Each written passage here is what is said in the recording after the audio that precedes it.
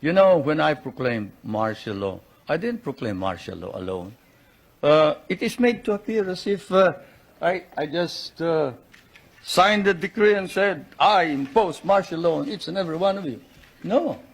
I asked the legislature to please pass a law proclaiming martial law because there was anarchy in the country. Now, let me say this. The opposition was strong.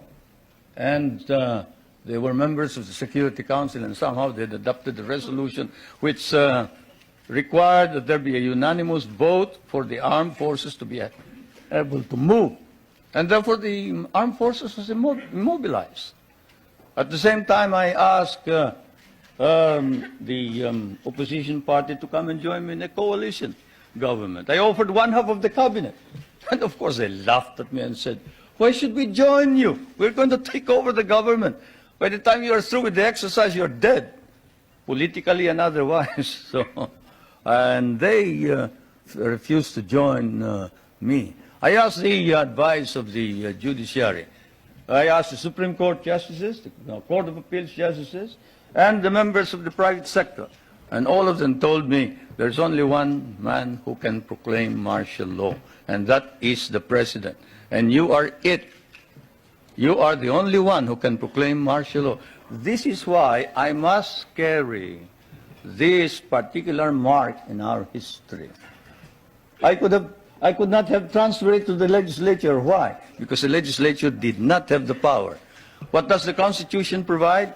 The President shall be the Commander-in-Chief of the Armed Forces of the Philippines, and he may order the armed forces out to quell any disorder, riot, rebellion, invasion, insurrection, and in case of invasion, insurrection, rebellion, or imminent danger thereof, when the public safety requires it, he may suspend the privilege of the writ of habeas corpus or proclaim martial law throughout the Philippines or any part thereof.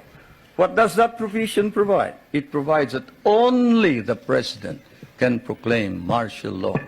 I repeat, that is why I had to assume responsibility. And I am not one for shirking duty. The people said there was necessity for proclaiming martial law.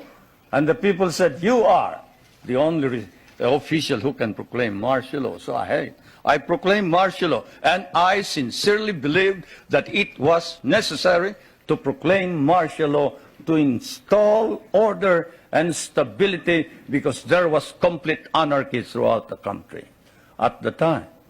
Now, therefore, at that particular period, what was the status of our government? Our government was immobilized, impotent. The armed forces could not move out. The industry was not at all in any way moving. There was no income coming into government. Everybody was running away. They burned the U.S. Partly burned the U.S. Embassy, tried to burn it anyway. They tried to kidnap the American ambassador. American ambassador was Byroad, Ambassador Byroad. And they tried to kidnap our foreign minister, Romulo, whom you just saw today. And I told him, you better disappear because I will not ransom you.